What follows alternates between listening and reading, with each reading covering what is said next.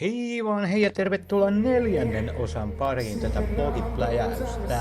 Tässä vielä tosiaan tuosta 7. päivä marraskuulta 2025 keikalta viimeisiä finaalihetkiä. Kyllähän siinä tosiaan Tippalinssiin tuli montakin kertaa kun mitä lempparibiisejä soiteltiin alusta loppuun.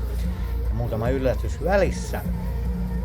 Mutta perinteisesti We Got The Movesiin päättyi tämä keikka. Ja sieltä pääsi yllättävän nopeasti pois tuolta Helsingin jäähallilta, vaikka loppuun myyty, niin ei se ole mitään hirveitä jonoja päässyt ainakaan siinä, kun heti about lähti, kun tää keikka loppui poispäin. Mutta kyllä siellä oli sitten jäänyt tyyppejä vielä hengaamaan aika pitkäksikin aikaa, ettei päässyt pois siellä. Mutta pois päästiin ja tässä oli sitten tosiaan keikka oli siinä, porukkaa oli, tuttuja oli, kaikkea kollegoita. Ja kaikkein kovin juttu pois lähteessä oli poliisikoulun tämmönen mini-dösä. Siitä monet otti kuvia ja vielä poseeraskin siinä vieressä. Ja takaisin hotellille päästiin suhteellisen kuivana ja onnellisena. No ei ainakaan satanut mitään. Sain myös tarroja. Ja sitten taisikin olla jo seuraava aamu. Kiirehdittiin aamupalalle. Siellä perus vesimeloni, puuroa, appelsiinimehua ja tommonen brownie-kakkunen.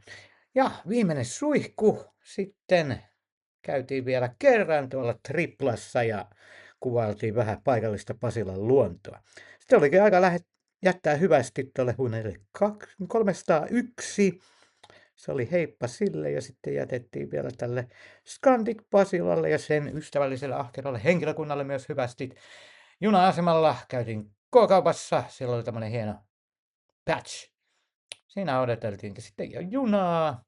Juna lähti, kaikki oli ajoissa, mennessä ja tullessa, tai siis tullessa ja mennessä. Ja sitten junassa törmäsin myös tuttu, johon piti törmätä jo keikan aikana. Tämä oli hyvä sattuma, että paikalla oltiin samoihin aikoihin samassa junassa.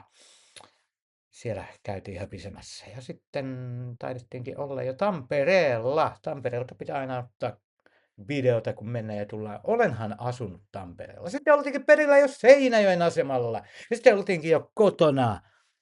These were the homies. Sitten hyvin väsyneenä ja onnellisena ruvettiin tekemään lisää kuvia.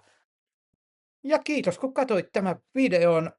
Me nähdään vielä 1 tai 2 osassa. Niin. Hei hei!